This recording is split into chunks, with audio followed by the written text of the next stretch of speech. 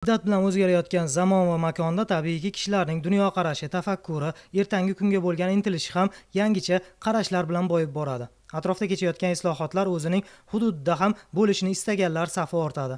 Obodlik ko'ngillarga yaxshi yashashdek buyuk hisni hamroh aylaydi. Bugun Buxoroning ma'muriy jihatdan kichik, ammo viloyat hayotida muhim strategik ahamiyatga ega tumani sanalgan Kogonda ham ko'lami keng islohotlar amalga oshirilmoqdaki, buni kogonliklar bilan suhbatlashgan kishi yanada chuqurroq anglaydi. Bir vaqtlar ma'muriy markazi bo'lmagan, bir tomonidan Buxoro va Kogon shaharlariga tutashib, tarqoq joylashgan, qolgan qismi esa o'rta cho'lga tutash tumanda bugun kishi aqliga sig'dira olmaydigan o'zgarishlar bo'y ko'rsatdi. Ulardan biri albatta muhim infratuzilmalarning yaxshilanishida namoyon bo'lmoqda. Mana misol uchun, kogonliklarni uzoq yillar davomida qiynab kelgan, ta'bir joiz bo'lsa, 30-40 yillar davomida yuzi asfalt ko'rmagan yo'llari ta'mirlanib, hududlarga obodlik kirib bormoqda. Bu o'z navbatida aholining turmush farovonligini oshirishda ham muhim asos vazifasini o'tayapti. Xususan, tumanning 10 ga yaqin mahallasini kesib o'tuvchi xalqaro magistral yo'lining bugun zamon talablari asosida ta'mirlanishi o'z navbatida Kogonning har tomonlama rivojlanishiga ham olib keldi. Buxoro Beno yo'li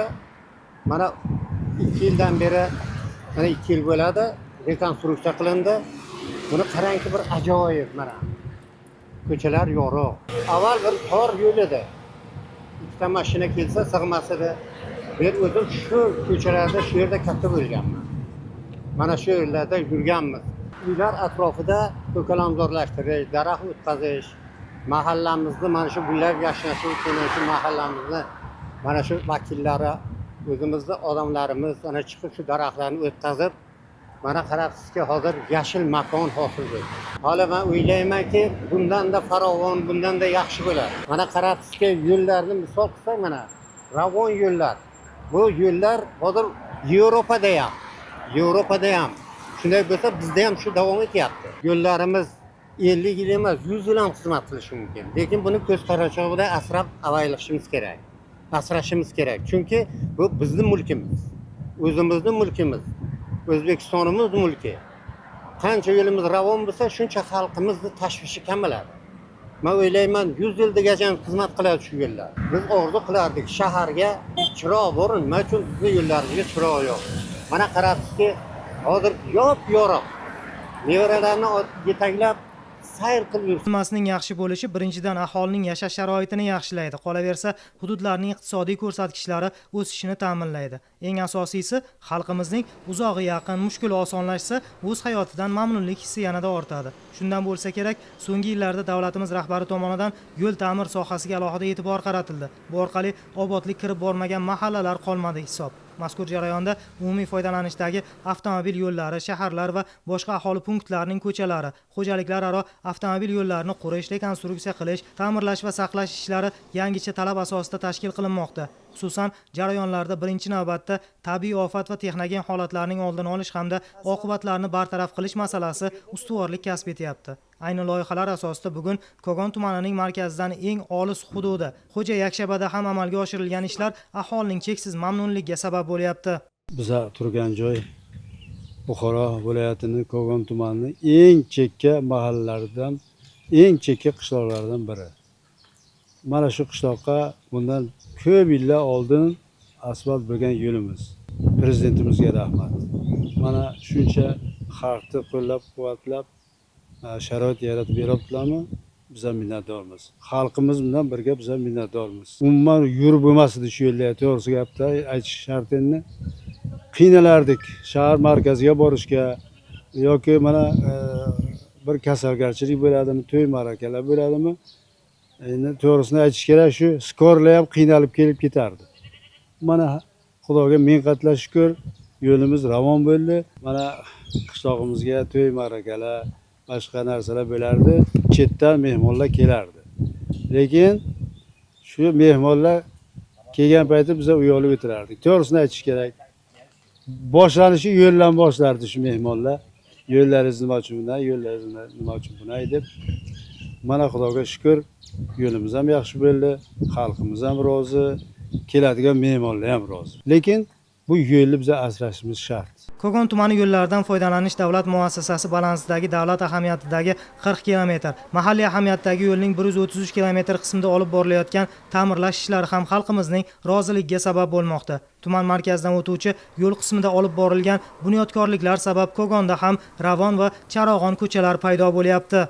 Muhtaram prezidentimizni avtomobil yo'llari sohasiga qaratayotgan e'tiborlari natijasida avtomobil yo'llari sohasida ham bir qator keng ko'lamli qurilish va bunyodkorlik ishlari amalga oshirilyapti. Xususan Kogon tumanimizda ham 2025-26 yillar davomida bizning jamoamiz tomonidan tabiiy ofatlarni bartaraf qilish dasturi doirasida 7 km 300 metr. Bundan tashqari bizning balansimizda saqlanuvchi 173 km davlat ahamiyatidagi va mahalliy ahamiyatdagi yo'llarda 2 km 200 metr qismi infratuzilmalarni yaxshilash maqsadida piyodalar yo'lagi, yo'l belgilari hammasi aholiga qulaylik yaratish va aholi kayfiyatini ko'tarish maqsadida to'liq ta'mirlash ishlari amalga oshirilyapti. 26-yil davomida 10 kilometrga yaqin avtomobil yo'llari to'liq ta'mirlandi. Bundan tashqari xalq kayfiyatini ko'tarish maqsadida ishlab chiqilgan dasturlar doirasida tender savdolariga qo'yilgan obyektlarni jadal suratda boshlaydi. Bugun Kogon tumani obodonlashtirish boshqarmasi tasarrufida 23 ta mahalladan o'tgan 638 km ichki yo'llar mavjud. Fuqarolarga qulaylik yaratish maqsadida barcha toifadagi ichki yo'llar ham tartibga keltirilyapti. Buni Saroyonda kechayotgan keng ko'lamdagi ishlar misolida izohlash mumkin. Tumanimizda yo'l qurilish va bunyodkorlik ishlari bo'yicha 2025-yilda 41 km shag'allashtirish, 15 km asfaltlashtirish ishlari amalga oshirilgan edi. Joriy yilning Kogon tumani obodonlashtirish boshqarmasining tasarrufidagi bo'lgan ichki yo'llarning 22,6 km tuproq yo'llari to'liq shag'allashtirish va 7,9 km yo'llar ta'mirlash ishlari rejalashtirildi. Bugungi kunda misol tariqasida aytadigan bo'lsak, chekka qishloqlarimizning Kogon tumanining Sarayon mahallasi O'rmonzor qishlog'ini 3000 metr yo'limiz, tuproq yo'llarimiz shag'allash ishlari amalga oshirib kelmoqda. Bu rejaga asosan, manzilli dasturga asosan tumanimizdagi shu yil 2026-yil oxirigacha to'liq tuproq yo'llarimiz to'liq shag'allashtirilishi amalga oshiriladi. Kogon ma'muriy markazi Hazrat Mir Kulol va Bahouddin Naqshband ziyoratgohlariga olib boruvchi muhim yo'nalish sanaladi. Shu bois tuman qiyofasini o'zgartirish va mehmonlar uchun qulay muhit yaratish ham ustuvor vazifa desak mubolag'a emas. Qishloq joylarini barqaror rivojlantirish loyihasini amalga oshirish dasturi doirasida aholining uzoq yillardan buyon yechimini kutayotgan muammolarni bartaraf etish, xususan ichki yo'llar holatini yaxshilash, zamonaviy muhandislik kommunikatsiya tarmoqlarini rivojlantirishga ham alohida e'tibor qaratilgan. Jumladan tumanning Bahouddin Naqshband mahallasida infratuzilmani rivojlantirish bo'yicha muhim ishlar amalga oshirilmoqda. Loyiha doirasida hududdagi jami 10.6 km uzunlikdagi ichki yo'llarni ta'mirlash va asfalt qoplamasi bilan qoplash rejalashtirilgan bo'lib, bugungi kunda qurilish ishlari belgilangan grafik asosida olib borilyapti. Bundan tashqari, Chorchinor hamda Rabot-Payon qishloqlarida aholi xavfsizligini ta'minlash, tungi vaqtlarda piyodalar va transport vositalari harakati uchun qulay sharoit yaratish maqsadida muqobil energiya manbalari asosida ishlovchi zamonaviy yoritish moslamalari o'rnatilmoqda. Respublikamizning mustaqilligining 35 yillik bayramini arafasida turibmiz. O'zbekistonimizda shunday ishlar amalga oshirdiki, bunga bugun biz shukronalar qilmasak joiz emas deb o'ylayman. Sababiki, mana respublikamizda amalga oshirilayotgan bunyodkorlik ishlari qatorida bugun Kogon tumanimizda amalga oshirilayotgan ishlarning ko'lami haqida faxrlanaman. Nega deysizmi? Kogon tumanimizda amalga oshirilayotgan bunyodkorlik ishlarining biri bo'lgan mana yoshlar markazida turibmiz. Bu yerda yoshlarda yaratilayotgan imkoniyatlar, tashkil etilgan to'garaklar, maktab partasidan hozir o'quvchilarimiz talabalik yo'lida boryapti. Bu ham mana shunday amalga oshirilayotgan ishlarning biri deb o'ylayman. Mahallalarda amalga oshirilayotgan ishlarimizchi, mahallalarimiz ishlari infratuzilmasi qaytadan yangilandi. Mahalla yettiligi, ular aholining talab, ehtiyojini hisobga olgan holda mahallada bunyodkorlik ishlari yaratilmoqda. Mana shular qatorida mahalla qishloqlarimizda, mahalla ko'chalaridagi asfaltlashtirish deymizmi? Yangidan qurilgan maktabgacha ta'lim muassasalari deymizmi? Maktablar deymizmi? Bu ham xalq farovonligini oshiryapti. Mahallalarni yangidan qurilishida bu yerda tashkil qilinayotgan yoshlar uchun o'quv markazlari bor. Ya'ni o'sha o'quv markazi bevosita mahalla huzurida faoliyat yurityapti. Bu ham bizning mana shunday bizga davlatimizning e'tibori, xalqimizga davlatimizning e'tibori deb o'ylayman. Bularning hammasi zamirida hurmatli prezidentimizning olib borayotgan odilona, oqilona siyosatlari deb tushunaman. Mana bu farovonlik. Bularning hammasini zamirida shukronalik yotadi. Guvohi bo'lish mumkinki, yo'llar ravonligi aholining turmush darajasini oshirish, iqtisodiy pulsni ko'tarish, fuqarolarning kundalik hayotini yengillashtirishdan tashqari hududlar rivojlanishida ham katta ahamiyat kasb etmoqda. Buni aniq misollarda izohlashga harakat qilamiz. Mamlakatimizda yo'l infratuzilmasi yaxshilanishi, xizmatlar va servis sohasi rivojlanishi uchun ham katta imkoniyat bo'ldi. Bu birinchidan tadbirkorlik subyektlarining faoliyatini qo'llab-quvvatlashga qaratilgan bo'lsa, ikkinchidan yangi ish o'rinlari yaratish va hududlar qiyofasini yaxshilash imkonini bermoqda. Bugungi kunda Buxoro tajribasi asosida viloyatdagi 13 ta tuman shaharda ushbu tashabbus ortidan sohil bo'yi dam olish maskanlari va 24/7 rejimida ishlovchi ko'chalar tashkil qilinayotgani hududlar iqtisodiy salohiyati ortishida muhim o'rinni egallayapti. Bu tashabbus mahsulini Kogondagi ikki muqaddas Piri Komil, Hazrat Mirkulol va Hoji Bahovuddin Naqshband ziyoratgohlariga eltuvchi yo'l yoqasida bunyod etilayotgan yangi maskanlar misolida ham yaqqol ko'rish mumkin.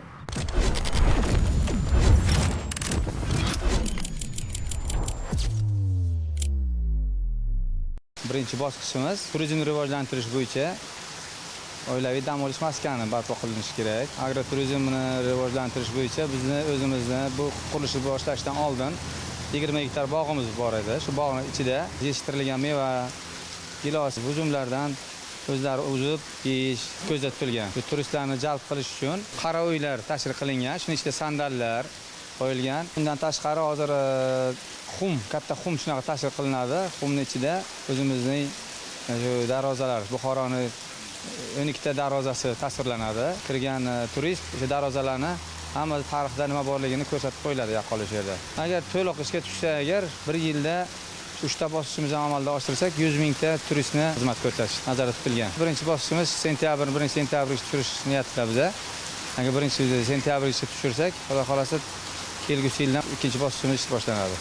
Tumanning Niyoz Hoji mahallasi hududidagi hozirda qiymati 10 million dollar bo'lgan sohil bo'yi loyihasini amalga oshirish ishlari deyarli yakuniy bosqichga kirdi. Quvonarlisi, zamonaviy andozada quriladigan mazkur dam olish, ko'ngilochar maskani, savdo va xizmat ko'rsatish manziliga aylanishi, mehmonlar va hatto xorijiy sayyohlarga savdo va maishiy xizmat ko'rsatilishi barobarida hudud mikroiqlimini shakllantirishda ham o'z o'rniga ega bo'ladi. Loyiha agro, etno, gastronomik, shu bilan bir qatorda tibbiyot turizmi kabi yo'nalishlarni rivojlantirish uchun muhim asos sanalmoqda.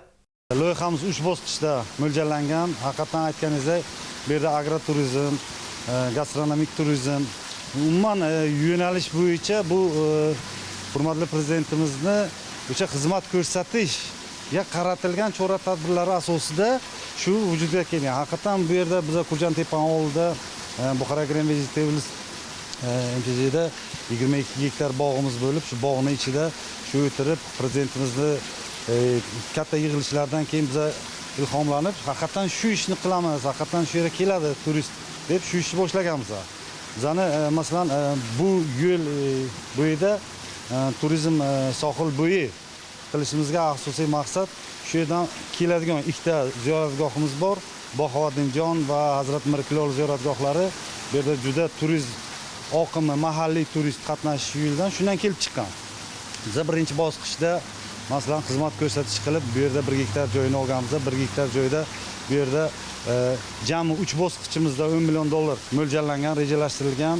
Bunda birinchi bosqichda 1 million dollarda xizmat ko'rsatishda o'zida o'sha yerda aylanib, ichida bog'ning ichida skuterlar bilan aylanib chiqib, kelib, o'sha turistlar, mahalliylar bog'dan ichidan yurib kelib, shu yerda dam oladi, madaniy hordiq oladi, oilaviy hordiq oladi. Keyin cho'milish havzasi bo'ladi bu yerda. Masalan, hozir To'dako'lga borishadi, 40 kilometr, 50 kilometrda shu nimada bu yerda shunday qilamizki, shu yerning o'zida dam olib ketadigan. Maskanning kiraverish qismi Buxoro Ark qarorgohining darvozasiga monand qilib ishlanmoqda. Yuqorida aytganimizdek, Bahovuddin Naqshband va Said Amir Kulol ziyoratgohlarini tutashtiruvchi yo'l yoqasida tez fursatda faoliyat boshlaydigan loyihaning 2 va 3 bosqichlarida yanada katta ishlar amalga oshiriladi. O'rganlik Hazrati Bahovuddinjon hazratlari ziyoratgohiga, Hazrat Mirkulolga ketish turist oqimini o'rganlik, yo'lni oqimini, mashinalar o'tishi, qatnashishni o'rganib, keyin shu xulosaga kelib shu yerga shu narsani qilsak haqiqatdan juda yaxshi bo'ladi. Chet davlatdan kelayotgan turistlar masalan Buxoroga bir kunga yo shu Kogon tumanimizda bir kunga, yarim kunga kelib ketayotgan joyda biz shu yerda ham mehmonxona, ham dam olish maskanini qilyapmiz. Shu yerda qolib yana bir kun shu yerda dam olib ketayotgan sharoitlarni yaratyapmiz. Bu yerda juda katta loyiha tadbir nima qilinyapti? Bu yerda hunarmandlar markazini biz ishga tushirmoqchi. Bizani bu hunarmandchilik markazida shu hunarmand turistni ko'zini oldida kulol shu yasab, nimani kulolchilik nimasida yasab, shu yerning o'ziga ham savdo qiladi, ham shu yerning yoshlarini va tumanimiz yo viloyatimizning yoshlarini o'rgatadi hunarmandchilikka. Ish bilan band qiladi. Bu birinchi bizning maqsadimiz shu yoshlarni ish bilan band qilish. Bu bizning 3 ta loyihamizda ham ishga tushsa 150 dan 200 gacha yosh o'g'il qizlarimiz ish bilan ta'minlanadi. Bu juda katta bizning marra, haqiqatan shu 200 ta yoshni ish bilan ta'minlasak, bizning maqsadimiz shu marraga yetgan bo'lamiz. Shu yerda tahsil oladi. Hunarmandchilik bo'yicha tahsil oladi. O'zining yoshlar bog'i bo'ladi. Bu yerda madaniy hordiq chiqaradi. Ham shu yoshlar masalan boshqa tumandan kelib o'qishi masalan 3 soat o'qish bo'lsa, 3 soat to'garakka qatnashsa 6 soat. Qolgan soatini shu yerda xizmat ko'rsatishda o'zini o'zi band qiladi. Muxtasar aytganda, aholi turmush farovonligini oshirishga qaratilgan loyihalar bugun kishilarning orzu-umidlari ro'yobi uchun xizmat qilyapti. Bundan ko'rinib turibdiki, boshlangan tashabbuslar hududlar iqtisodiy rivojida muhim ahamiyat kasb etmoqda.